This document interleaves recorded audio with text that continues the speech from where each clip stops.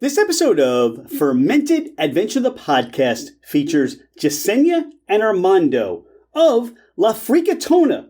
It's a food truck that's serving authentic Puerto Rican cuisine with their own flavor. Be sure to reach out to Yesenia and Armando and La Frikitona and let them know what you thought about the podcast. Cheers!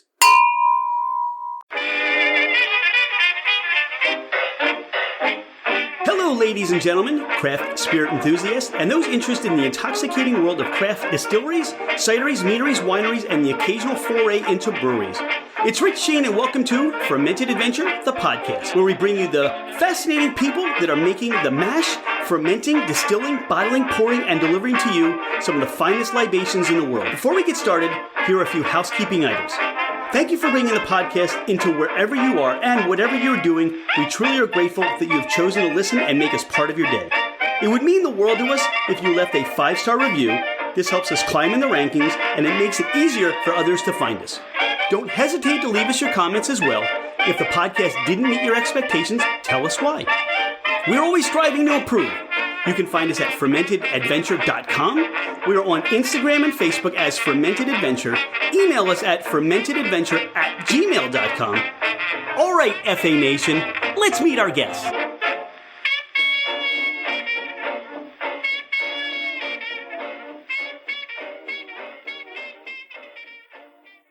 She's Yesenia. He's Armando. I'm Rich Shane. This is Fermented Adventure, the podcast. Yesenia and Armando, welcome to the podcast. Thank you. Thank you.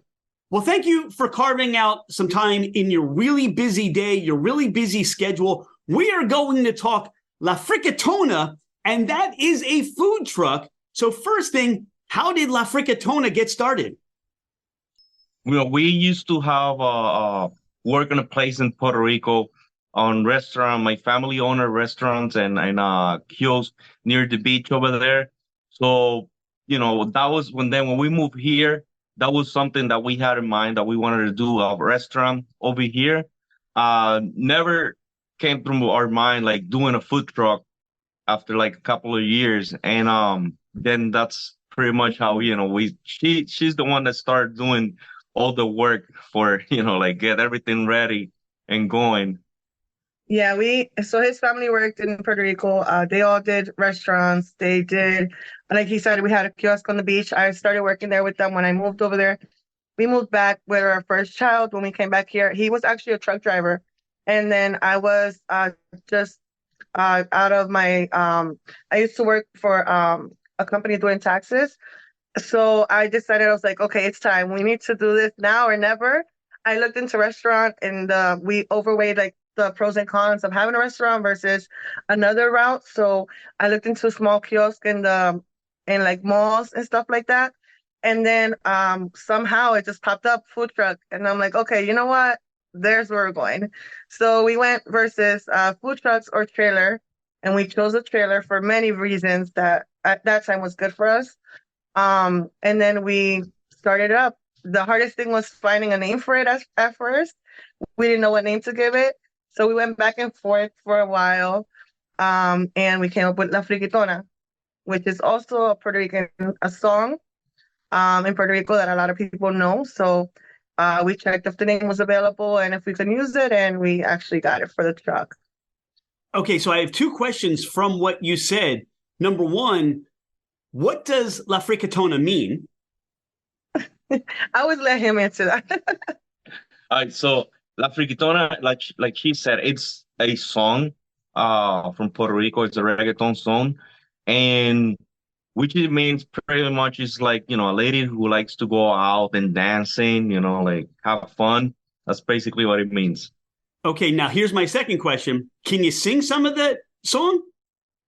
She can sing it. My voice is a little... You're both pointing at each other at the same time. That is so funny. It's funny because when we go places that people know the song, they have blasted it on when we're there serving. So we get like oh my goodness. It's like a moment, All right. So what you do is, you get, like social media is huge. So what you want to do is you get people at the food truck singing the song with your food, give them a little, hey, if if you follow, if you share, if you post, we'll give you a little something, right? So I love, I'm always, fascinated by how, especially food trucks and businesses pick out a name, and because that creates an identity. But what I think you said what I think you said there, Armando, which is really important, is fun. That this lady likes to go out and have fun. And from the moment that we kind of were enveloped by, that atmosphere of your food truck, we were drawn in and we felt fun. And it was a busy day. We were at the Bacon Fest in Easton. And, that was really cool to find this little family-run food truck, which were, you guys are putting out this wonderful family food. You said, Armando, these recipes come from your family, right? Yeah, it's a combination between my family, also her family and other things that we combine, and we come up with the plates that we have in the truck right now. It's like a whole combination. It's really nice, the whole thing is that came up. But overall, it's Puerto Rican, authentic Puerto Rican cuisine. But we like to add our flavor, a little different hint to it. So we have trays that you might find in Puerto Rico, but won't taste the same because we give it our flavor, our different seasoning. For example, our rice, we try not to put meat in it because we have a lot of people who don't eat meat. Typical in Puerto Rico, you get your rice with your ham. We tend to not do that because we have a lot of people who don't eat meat. So we tend to have and it tastes exactly the same. It's just, we remove that aspect of it just to expand and have a more broad customer, come to our business. Pardon the interruption.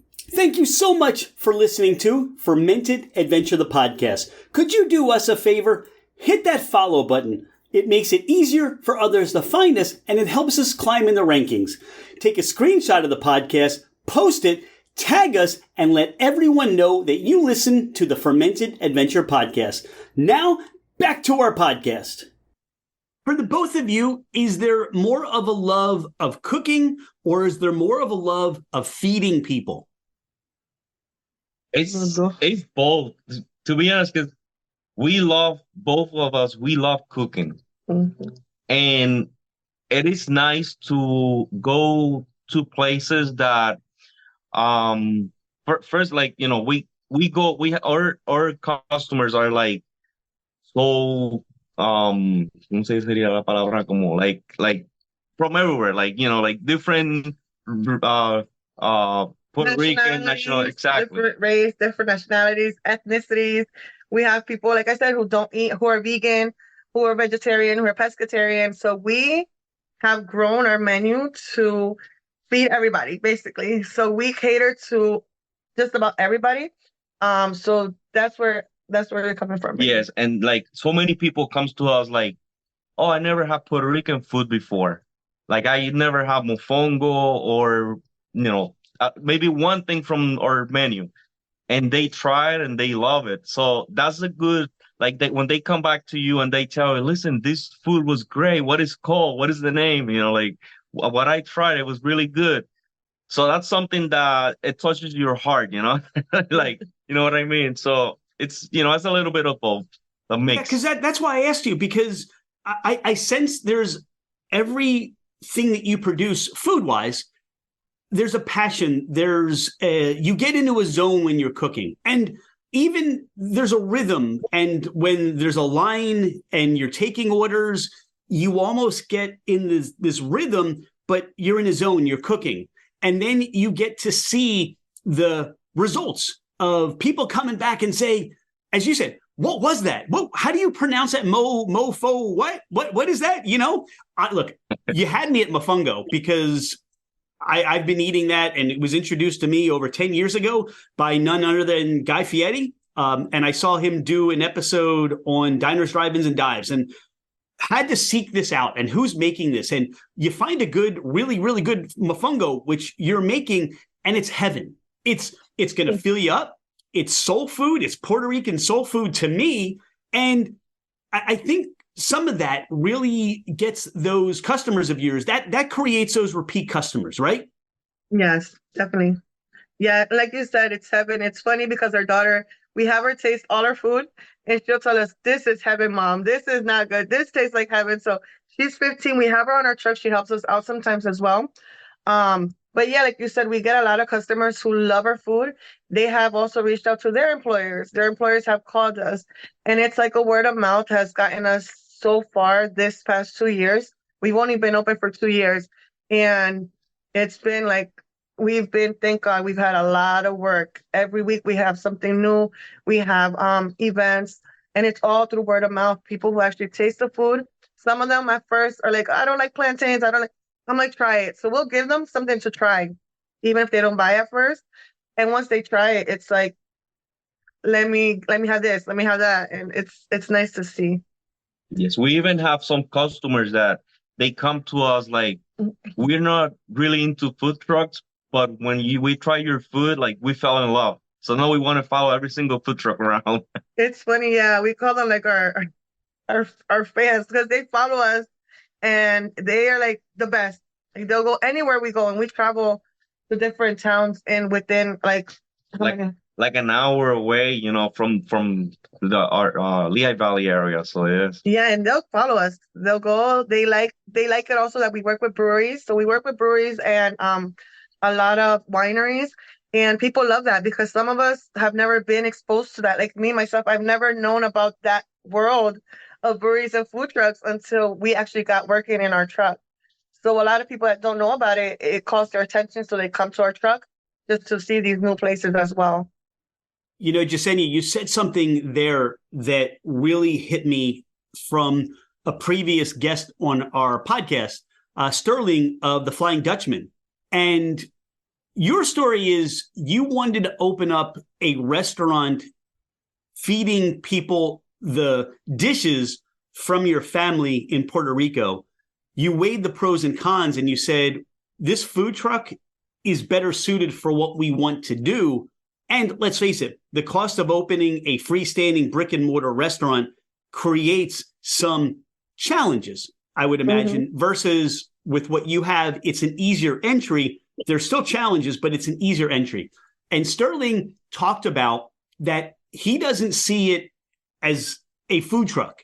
He sees it as his restaurant. It doesn't matter that it has wheels. It's still a restaurant. And that's the difference. When people say, I believe, they don't like food trucks, it's because there's a mindset to it, but it's also coming from the mindset of those that are providing the food. You see yours as a restaurant. You see yours as every plate that goes over and outside that window as this is something that we put our name to and we represent. And I think that's why that resonates and connects with people. It's so important. And I think that's the standout as to why when people look at the world of food trucks, what they really can recognize with La Frikitona is that it's a restaurant on wheels. It's not a food truck. It's a restaurant that comes to you that gives this amazing, like I said, it's a family heritage. It's creating foods that you talked about that, all right, we don't, we can't feed everybody, but we want to make sure that those that come have options where they can enjoy what we do. Yes, definitely. That's like my big thing when we first started. I was very stern, like in the kitchen, because we work all together. Like my family, his family, they work with me. My father-in-law, I think you met him on the truck. He works in the kitchen sometimes. So when we're all working together, my thing is if I wouldn't eat it or if I wouldn't feed it to my family, I'm not taking that plate out. Definitely, like we try to piece it so it looks pretty, but also so it tastes good and it's worth every penny you're paying for it, basically. 2 years, this has been your adventure. Talk about some of the challenges that you faced in getting things started or just day to day, some of the things that you face that you continue to overcome. Well, at first it was a lot of challenges. So we were supposed to open 1 year prior to our opening date. And we had everything going. I studied all the laws and regulations in Pennsylvania. We built our truck ourselves. So we bought the trailer And then we built a truck inside. We have stoves, we have ovens, we have a refrigerator, we have freezer in that small area. So we had to take into notice what could be next to what as far as electrical and the clear, what was it, the clear gray waters, everything. From that, we got somebody to install our hood system. He basically scammed us. So that was a couple $1,000s more that we had to spend to take it to Philly. When I had my inspection done, the person never put the cartridge inside our and ¿cómo que se llama eso? For the suppressor tank. It's something that you pull when there's a fire, and then that shoots the, I don't know what it's called, but the liquid that turn Yeah, the off chemical that puts the Yeah, fire out. Without that cartridge, you don't put fires out. No. So when the inspector came, everything was not right. And he told me, he said, he scammed you guys. This is not right. This is not, nothing is safe about it. And so we had to go to Philadelphia. We put a couple $1,000s into that. Finally, we're good to go and start running. And then we find out we have to get different permits for each city, each county. We had to pay for different events, which we weren't counting on. Some are a couple $100s, and people just think, you go in and no, you have to pay for each event. You have to get inspected for each county, each township, each city. It's all, you have to invest a lot in it. Also, we learned kind of like the bad way, the hard way, how to remove our oil out of our tanks because we would leave the knobs open. We fry on our food truck. So we would leave it open and we had spilled oil everywhere. So at first it took us a while. And it was supposed to be just me and my nephew running it. He was still a truck driver. And I turned out when I opened it, I was 8.5 months pregnant. So I had my fourth child. And then I was like, oh my God, how am I going to do this and deal with everything? And then he decided to join me and he left his job. So this is our full-time job. Yes. So it's either we make it work or we make it work. I love that. I mean, it's family. It's everybody coming together and just doing this. And you recognize, look, you're never going to release that oil again that way, right? That's not going to happen. It's people don't realize when they come to the food truck and all that goes into just to get you there that day. It's making sure you have the food, making sure you have the plates. I thought you got the plates. I thought you got the plantains, all those things. I thought we had another box. It's sitting back on the counter somewhere, right? I mean, I'm sure you've had these situations in these conversations, haven't you? All the time. It gets like, and then it's family. So it's like, it's worse because then if you're having like a bad day, you're going to take it on that same person coming home with you. So it's just like every day we have to, okay, this is work. This happened. Let's just keep moving. Yes, basically that's how it works. So we learned so much doing the food truck, like working together. Like we have to come to like different conversations, like beginning of the date, like get things ready at the end of the night, like what do we need, like for next day, things like that. So when did you realize that you were, what was the feedback? What were some of those aha moments that you said, this is what we expected, or this is what we had hoped, this is our dream? What were some of those experiences? Well, the first one I would say was we make our beef fritter. I don't know if you tasted that one, but it's a fritter made out of, it has beef inside, it has bananas, it has taro root, and we deep fry it. So we made that. Here, it's hard to find like authentic from Puerto Rico.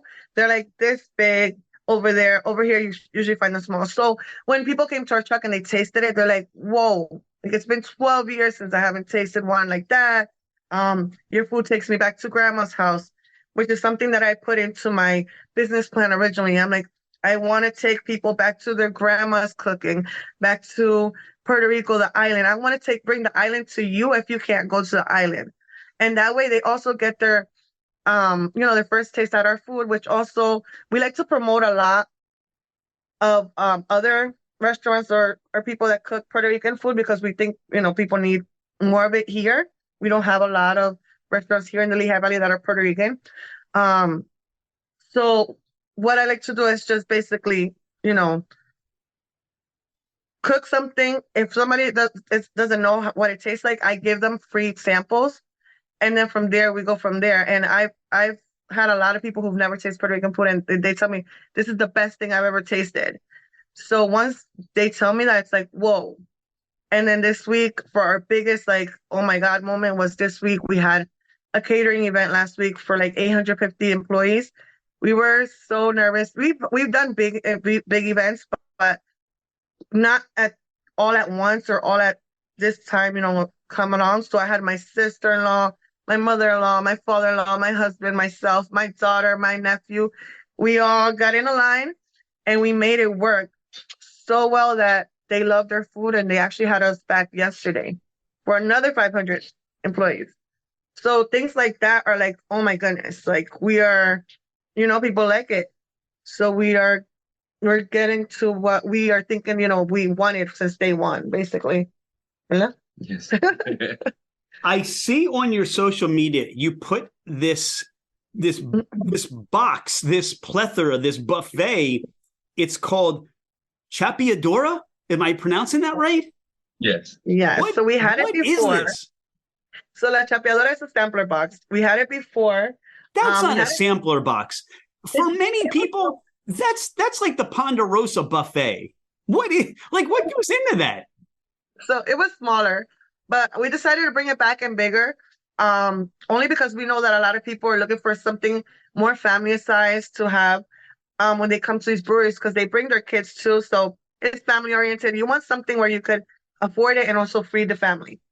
So, So yeah, we came up with this, this box, and it has a little bit of everything for everyone. It has fried cheese that comes with empanadas, or beef fritter, which like capurria, comes with the plantains, the sweet and the salty ones. Has fried chicken, fried pork, cornmeal steak with cheese inside, and the coconut flavor arepa. So, we try to throw there like meats for the people that like meats, the vegetarians, vegan. So, and then it's everything that we have in the truck. Like, we can do if, let's say, if you like just one thing or two things from the box, or you really like those, so you can buy as a side too, and that way people get to try everything. And like she said, like if they come with the family, 3 or 4 people, they buy one of those, they just sit there and relax, eat whatever they want. And now chapeadora, so that's another Spanish word. It's basically a woman who likes to mooch off a guy, so who likes to get money or things off of a person, right? So for me, I put that name on the box because for me, it's, this is for the person when you want to take your lady out on a date. She wants everything on the menu and you don't want to spend the money. So chapeadora, so you give her this, So that's where it came from. We were having so much fun picking out the name, and we thought it just suited it well. So we gave it that name, and it has stuck. Everybody's like, oh, can I get a chapi? Can I get a chapeadora? And, and then they start laughing about it. But it's just, at first it was to grab the attention, and now it's like people love it. Like they love it. And then we also have a vegetarian option. So we haven't promoted it now, but the smaller one, we had a vegetarian option. That one brought rice with no meat. It had our bean salad. It had mofongo balls. And then it had our empanada, like a pizza empanada, only cheese. So we do that. We also have that one as an option for vegetarian or vegan options as well. We have. So I thought that name meant we knew you were coming, because if you cannot choose from the menu and you want a lot of those things, now you said, the guy that mooches off of, I mean, it's almost like when Dawn and I go to these things, we make sure that one orders one and one orders the other, because we can't choose. And then this provides us an opportunity, I guess, to mooch off of each other. I never saw it that way, but thank you. I love your options. And I love that you're always thinking about, again, How can we serve and provide this take on what we do to as many people as possible? Yes. We, Adiós, dembow, el dembow, como tú dices. que también es otro. Oh yes, like we have another plate. We call it the dembow. So it's basically a basket made out of plantain, an eatable basket. That's what Dawn had. And yes, and that one so that was one of the places that when we opened the food truck, we were gonna have on the menu. But we actually didn't start that until like a year later. Because at the beginning we were like adapting everything on the menu. Like the whole process, like how to do everything, the time, because that's another thing, like it's a food truck, so you want to get stuff out there ready, like pretty fast. Mm-hmm. And obviously, like in our menu, some of the things like the mofongo, it might take like 10-15 minutes, so it's not like a regular food truck that food come out in like 2 or 3 minutes. So the dembo, it gives us the chance to have it ready pretty much, like have it pre-made. So that way when the customer come and they ask for it, we can serve that, in like 2 or 3 minutes. And it's something like it's really good. It has plantain, so it's like something that the Puerto Rican love, and everybody, a lot of people like plantains, and it was a must-have on our menu too. So and she came up with that idea, of having that, and like for the events, like kind of like the Bacon Fest, like have that as a main dish. Like everybody comes and they get it with different choices. Like you can get it with fried pork, with chicken, with the triple meat, with shrimps. Bean salad. Some people get it with bean salad. So you can put whatever you like in there. Even if it's just fried cheese, there you go. I saw a very large hog on your social media. You do that too? Yes, we do. So we just did one a couple of days ago, well, a week, right, ago, Yeah. for our anniversary. We had our 2nd-year anniversary. Yes, so that's something that's real typical in Puerto Rico for most of the time for Christmas time, but you can do it anytime during the year. And so it was something that we were like, we wanted to have in our menu like all the time, but it's hard because with all the things that we have going on, it takes a lot of time to prepare everything. And we do it on the charcoal, so we have to always keep an eye on it too, so it won't get burned. It's a process. And people, they love it. Like every time we do it, they really enjoy it, and they we get a lot of compliments. I'll tell you, from the photos, Armando, it looked delicious. It really, I mean, I could smell it through the picture, and I'm thinking, so when you start to think of, you taught me something. Again, this is how I learned, and by meeting people where you're doing these family dishes, I wasn't aware that this would be something that for Christmas time, or it wasn't something I was aware of. So seeing that you do this becomes, wow, mind-blowing. Even more stuff that you do. What are some of the other, somebody wants to do catering events and have you come, like you said, to that business or to their house. What are some of the other options that, people may not know about that you can do? All right. So the part of Puerto Rico that we're from is from the coast. So, we are right next to the ocean. And we work a lot with seafood. Like we have so many dishes with include seafood, like fish, octopus, conch, everything pretty much. And we love to work with that type of food also. So a lot of the menus, the caterings menu that we have, we include like a salad, like some type of seafood salad, or even the rice with the seafood, like a paella. We have, like stuff that it comes from the island with Creole sauce or garlic sauce or just on the grill. We try to, include everything that we know pretty much, like the hog on the stick. Um, También we do stuff that's like typical for here. So we've done catering events where we have people who say, we're gonna have kids. Let's leave them the hot dogs and hamburgers. So we do hot dogs and hamburgers as well. We do chicken skewers. We do mashed potato. Our mashed potato from Puerto Rico has a lot of things in it. So it has onions, sometimes eggs. It has peppers. Sometimes they don't want it with that. So we'll do regular mashed potato with maybe a side of gravy and chicken, corn. So we have done Christmas meals that are just consist of mashed potato, que lo otro, pork.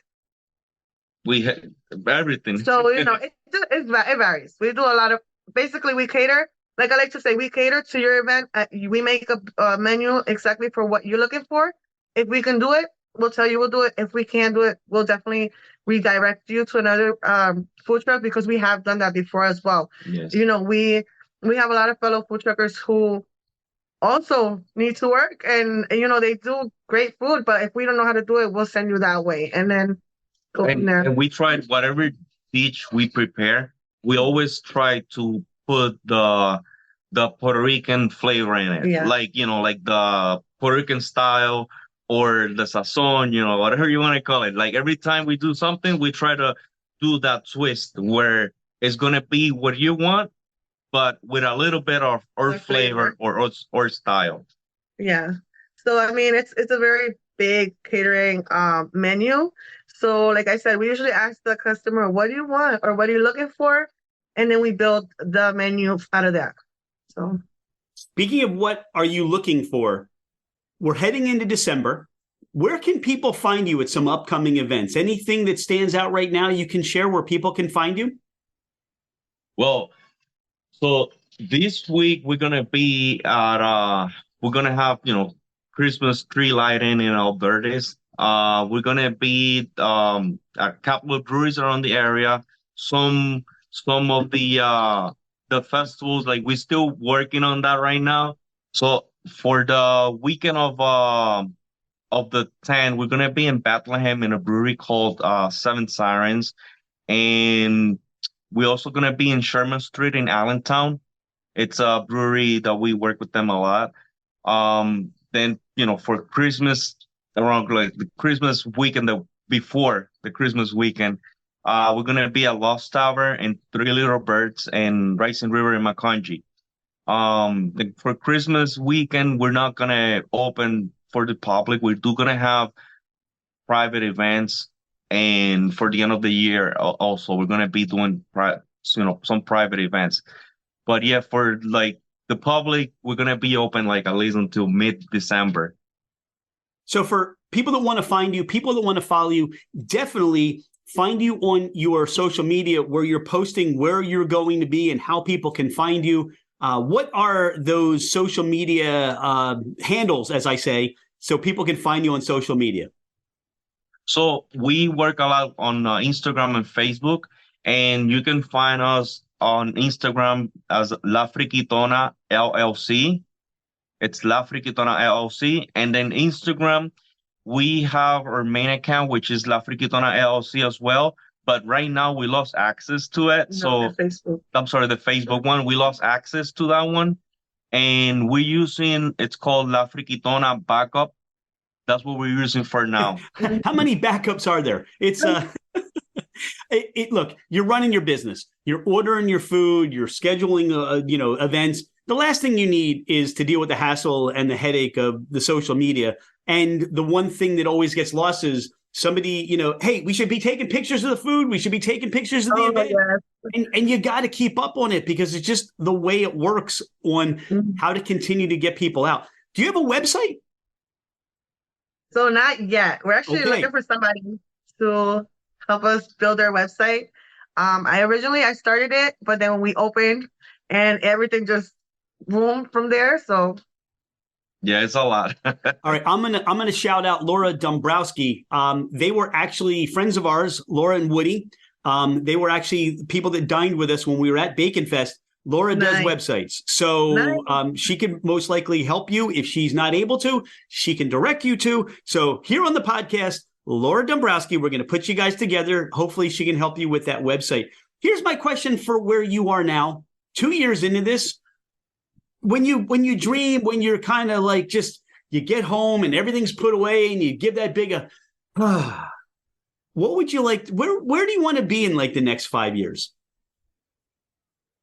The next 5 years, you know what, we are, I want to say we're debating that part because we want to grow, but we are taking it like easy. We're trying to, right now, our main focus is like what's going on right now and learning.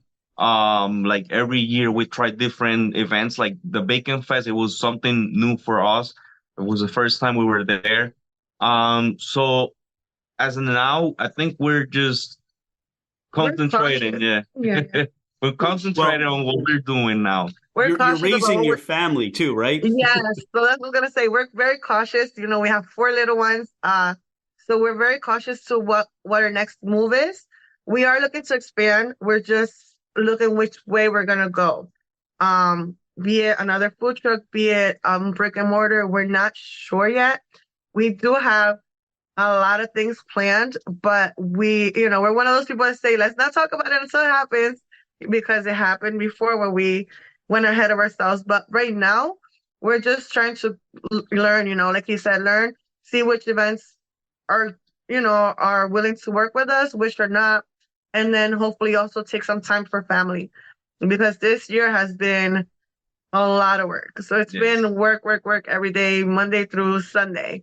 So we're trying to split up, the time. So next year, definitely, don't be surprised if we have another truck or something like that. We have so many plans and we have so many stuff we want to put on our truck that we currently can't because it's so small, which we will have to eventually grow some way. We're just not sure yet which way. So La Frikitona, if you're in the Lehigh Valley area, I mean, you're not too far from New York. You're not too far from Philadelphia. You're not too far from Reading. You guys are in the center of it. And we were just up for Christmas City and Bethlehem, the Chris Kindle Market. There's so much going on. I mean, you've got Peeps Fest coming up in the area at the Steel Stacks. Easton has a lot of stuff going on through the year. This is a place to discover. So if you're within a short driving distance, New York, Philadelphia, definitely find out where La Frikitona is going to be. Your stomach's going to thank you. Your mouth is going to thank you. And I think that one of the things, we met you. I said, I can't wait to speak more in detail. I want to learn how you started this endeavor. And, we talked a little bit because I asked you, Armando, how did all this get started a little bit? And you talked about family recipes. So definitely it's something you want to visit. Now, this is Fermented Adventure. So I would be remiss if I didn't ask you, are there like things you enjoy imbibing in when you're not working the food truck, drinks that you prefer to make? Are there traditional cocktails that you enjoy? Yes. So right now for the season, we drink our coquito, which is right here. You know what coquito is? It's a festive. It's the festive drink for the holiday. It's coconut, right? Yep. Yes. It's almost like eggnog, but with coconut. No eggs for us. Some people do add the eggnog. And it has alcohol, but we can't sell it with alcohol, so we sell it without alcohol. But he likes to prepare it. He's the one that makes it. Yeah, so for the holidays, you want to enjoy something a little bit sweet after your meal. That's the way to go. The coquito and add some rum to it, and that's it. We like to enjoy our the breweries that we go to, and like for example, we got here a bottle from Sherman Street Beer in Allentown. I'm a beer guy, so I like beer. I enjoy beer. She has wine bottles, like we got bottles here from Cellar Bees. We got here Cellar Bees. They've been a guest on the podcast, and we're big fans of Cellar Beast. Absolutely. Yeah, I usually don't drink, but when I do, I like their wine. I love Cellarbeast wine. It's really good. Um, or like the distilleries. So when we go to the distilleries, I like to have their drinks. I taste just about everything that's on there sometimes. But I like he said, he's more of a beer drinker. I'm more like a drinks or um, like a wine girl. Look, Wine and you tequila. mentioned Oh yeah, wine. tequila. You mentioned wine and distilleries there. I mean, you've got plenty of them in the Lehigh Valley area. Yeah. Sounds like some of them you're serving your food at. So that's a huge enhancement to what these great people are already putting together. And we pair things. So for Coquito, we don't sell it with alcohol. We have some of our breweries, they actually mix and sell it with whatever they're selling. So they create a cocktail with our Coquito. So it's nice to work hand in hand with them. I love it. Like it's the craziest thing because we matched in our food to their drinks. So Cellar Beast is one that likes to do a lot of wine pairings. And that's something that we're working with them. We were gonna do one last year, but we're still working. So hopefully in the future, that's something you guys can look forward to. We're gonna do a wine pairing with Cellar Beast Wine House again, Marla. Yes. And like she said, it's so something that it's new for us. Like we were not aware of this whole world of the breweries, distilleries, and wineries. And now that we're in the food truck business, we start learning all that. We're like, wow, like how come we didn't know about all this, you know? And I was like, and you can bring your kids, what? Your dogs? Yes. We're like, what do we do on a weekday? And sometimes we're off and we just stop by one of these places with the kids and we're there the whole day. Rising River, we go there in the summer with the kids and they love it. And they do a lot of things fun too, like some of them do bingo night, they do trivia, they do video game, like retro video game, and they do so much things that it's like a different world. Like I said, like we didn't were aware about this. This is why, for the two of you, we should take this podcast and play it for the New Jersey legislature and help relax some of those laws in New Jersey, because it's almost as if somebody built a wall to where you are you can't do what you can do in Pennsylvania in New Jersey. And as they hopefully relax those laws, that'll give you more opportunity to share the love and the food and your family with everybody else in the world. I'm telling you, you are two wonderful people. Thank you so much for sharing everything that you do. I know it's hard. 4 kids, sometimes it's a struggle, but what really comes out is this passion that you both have, this real level of joy that you provide for people. Thanks for being a friend of Fermented Adventure. We can't wait to catch you at the next event and see you. And I'm gonna Chapiadora. I'm gonna mooch. So that's what I'm doing. Perfect. Thank you for having us. Thank you. Have an awesome day. Thank you too. Thanks, you too.